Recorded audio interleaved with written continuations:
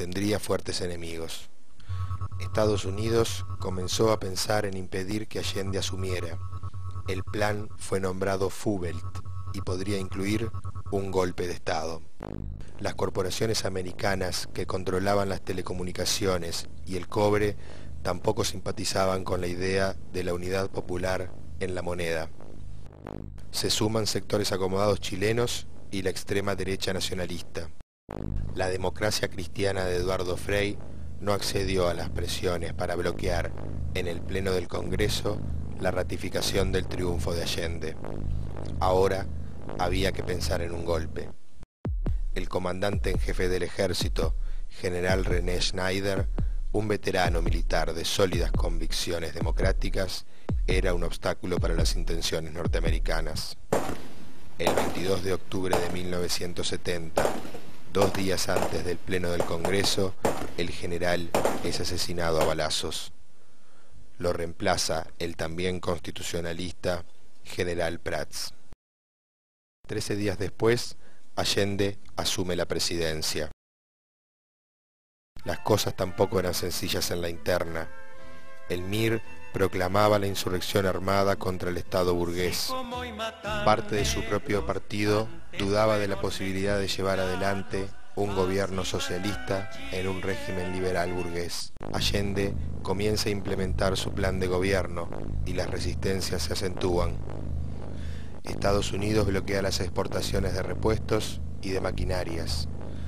A finales de 1972, los camioneros terminan de paralizar la economía.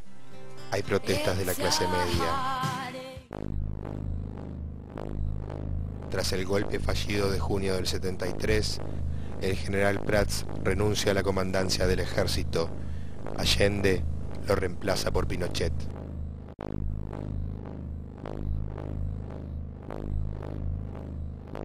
La Armada comienza el alzamiento en Valparaíso en la mañana del 11 de septiembre.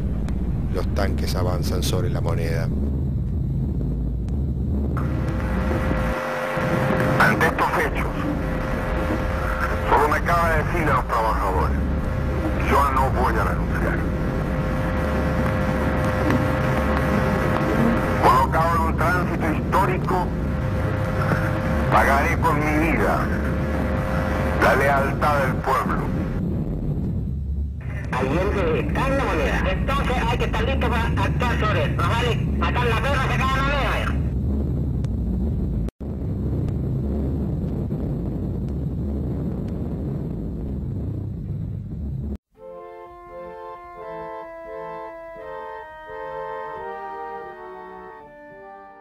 Farabundo Martí es el gran revolucionario, el gran patriota salvadoreño. Había nacido en 1893 en un pequeño pueblo de El Salvador, Teotepeque. Había estudiado con los salesianos, se hizo bachiller en 1914, destacó como estudiante, también como deportista, luego pasó a la Universidad Nacional en San Salvador a estudiar Derecho, pero no terminó la carrera porque lo absorbió la lucha política que le interesaba mucho más. Estuvo involucrado en manifestaciones estudiantiles, en organizaciones más o menos revolucionarias, clandestinas, y finalmente en 1920 fue expulsado del país.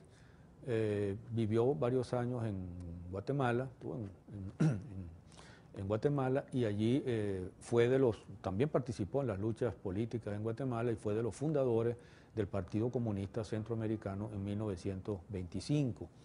Eso motivó que lo expulsaran de Guatemala, entonces regresó a El Salvador, allí siguió participando en las luchas revolucionarias y populares, se unió al Frente Revolucionario de Trabajadores Salvadoreños, se convirtió prácticamente en un dirigente obrero, participando en luchas, organizando sindicatos, sacando folletos, panfletos, y al mismo tiempo tuvo muy buenas relaciones con estudiantes, con gente de izquierda, intelectuales de izquierda, y pasó a ser reconocido como uno de los más destacados y brillantes intelectuales revolucionarios salvadoreños que combinaban la teoría pues, con la práctica. En 1927 el gobierno de Pío Romero Bosque lo hizo preso, él se declaró en huelga de hambre, el apoyo en la calle, estudiantes, obreros, obligó al gobierno a ponerlo en libertad, pero lo siguió hostigando y molestando y Farabundo Martí sale otra vez del país.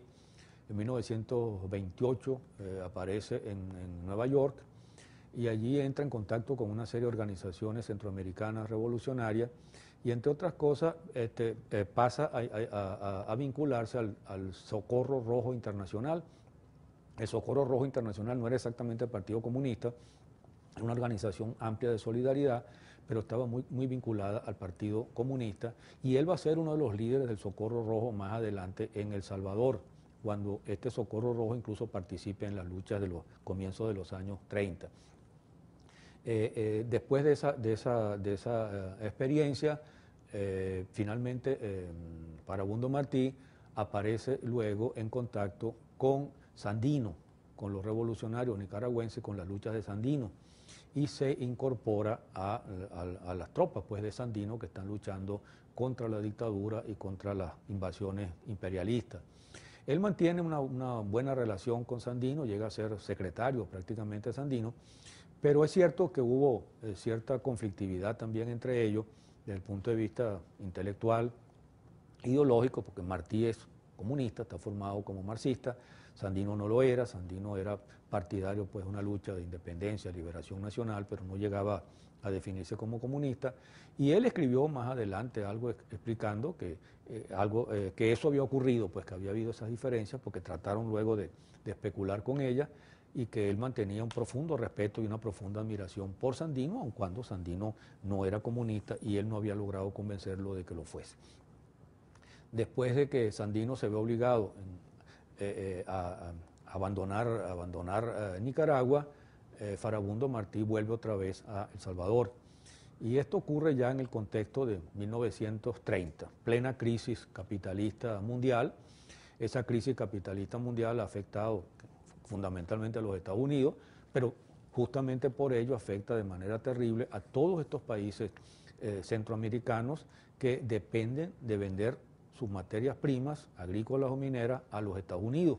Y El Salvador es fundamentalmente un productor de café, los precios del café se han derrumbado y la crisis económica es terrible y ha golpeado todo el país, particularmente a las masas más pobres, que además de ello son masas organizadas y combativas a diferencia de otros países centroamericanos, de tal manera que hay un contexto de lucha, de rebelión. En 1931 se producen unas elecciones, digamos, limpias, en las cuales gana un intelectual, Arturo Araujo, pero Arturo Araujo resulta un bluff, un fracaso completo por incapacidad, por indecisión, y a fines de ese año un militar, Maximiliano Hernández Martín, le da un golpe de Estado y asume el poder con la decisión, con el apoyo de la oligarquía y con la decisión de enfrentar las luchas populares, y enfrentarlas de manera radical. Esas luchas populares se han venido entonces organizando y para comienzos de 1932, en enero, todos estos movimientos confluyen hacia la organización de una gran rebelión campesina. Esa gran rebelión campesina que desborda mucho esos movimientos, realmente. Lo fundamental de esa rebelión campesina es el hambre, la injusticia, la lucha por justicia social, pero allí se insertan estas organizaciones populares que quieren darle un sentido y una dirección. Va a estallar el 22 de enero de 1932 y va a terminar, después de algunos triunfos iniciales, va a terminar en una derrota terrible, porque Hernández Martínez está allí justamente para eso, para preparar el ejército y para mandar ese ejército a masacrar campesinos, hombres, viejos, niños, mujeres, asesinar, violar, en una matanza espantosa que comentábamos en días recientes y que dio como resultado más de 30.000 muertos salvadoreños.